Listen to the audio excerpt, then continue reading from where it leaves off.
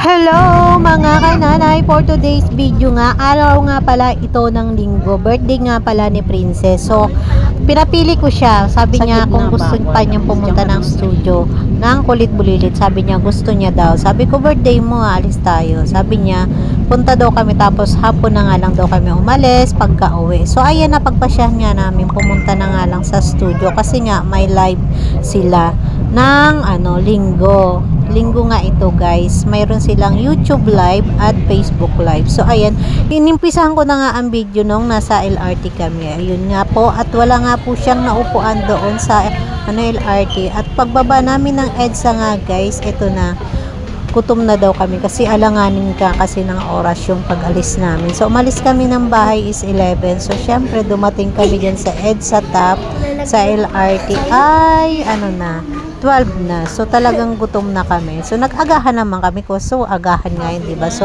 bumaba kami sa baba kasi yung McDonald's sa baba lang ng top EDSA. So ayan na nga guys, kakain na nga kami dyan guys. So ayan na nga guys, ito naman yung time na nung pauwi na nga kami guys. Hindi ko na nakunan siya ng video na nandun sa studio kasi nga konti na lang yung battery ng cellphone kasi nga nagamit ko na sa panonood ng live nila. So ayan na nga guys, akyat na ulit kami ng LRT para umuwi nga guys kasi nga dediretso na kami doon sa pagkikitaan namin nila papa at ng mga kapatid niya kasi magpasya namin, magkita-kita na lang doon sa Jollibee sa may Conception nga guys para doon kami magkikita kasi nga isa-celebrate namin ang birthday ni Colette. So ayun na nga guys, naglalakad kami dyan guys papuntang LRT.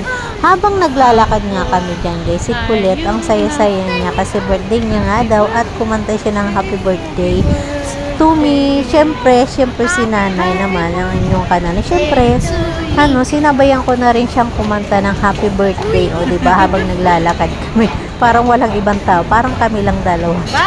So, diba, walang pakialam kung may mga tao kami nakasalubong. So, ayun na nga guys, nandiyan na kami sa Jollibee at nagkita-kita na nga kami. So, ayun na nga guys, papunta na kami doon sa sinasabi ng asawa ko na doon daw kami kakain.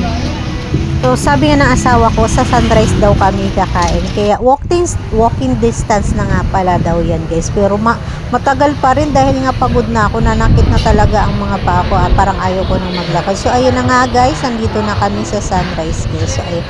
Medyo kunti pa lang yung tao dyan, guys. So, ayan. Kumbaga, mabibilang pa lang. Pero, maya-maya yan, guys, madami na. So, ito na nga, nakapili agad kami ng table. So, ayun na nga, guys. Pakilala kasi ng asawa ko yung waitress dyan, tsaka yung may-ari kasi lagi silang pumupunta dyan ang kanyang boss. So, ayan, nag-order na nga siya. So, hindi, habang nag-aantay nga kami ng pagkain, guys, si Kulit nag-iya dito sa may swing sila, guys, na bakal, stainless siya, guys. So, ayan, dyan kami nag-swing muna dyan si Kulit. Siyempre, ang inyong kananay nakikasali din. So, ayan, nagpakuha nga pa siya ng picture, sabi niya, picturean ko daw siya, sabi ko, sige, so, diba? Kung todo di-post nga si Kulit dyan, diba? O, syempre, ako nakisakay na rin, magkabilaan kami. So, ayan nga, guys. So, nagduyan-duyan. Sakit talaga, napagod ako, guys. Ang sakit ng paa ko talaga. Napagod ako maglakad.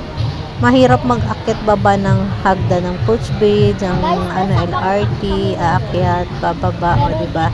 Saka medyo malayo din yung nilalakad namin. So, ayun na nga guys. So, ayun, buti na lang nung time na yan, walang nakasakay dyan guys. Kami pa lang. Kami lang. So, wala pang gaano kasing tao. Pero maya-maya guys, marami ng tao at may mga bata nang lumapit din dyan sa amin. Gusto rin nilang makisakay. So, sumakay din sila sa gilid pero nahiya sila sa amin. Hindi rin sila nagtagal. So, hanggat hindi pa dumating yung pagkain namin guys, hindi kami dyan umalis ni Kulit. So, ayun. Nagduyan-duyan talaga kami dyan. Sinulit namin yung time namin dyan sa na yan. Duyan kasi napagod. So, ayun, tinawag na nga kami ni Kuya kasi pagkain nandun na daw. Yan na nga guys. So, yan na namin in-order na pagkain. So, ayun. Kahit walang taste si Kulit. Lang, banding pagkain lang. Ayun. Hapon na. So, ayun nga guys. Diba? Wala kami pahinga. Pakataos ng studio. So, ayun na nga guys, hindi rin kami nagtagal. Pagkakain, uwi agad. So, ayun na nga guys, hanggang dito na lamang ang aking video. Thank you for watching mga kananay. Bye!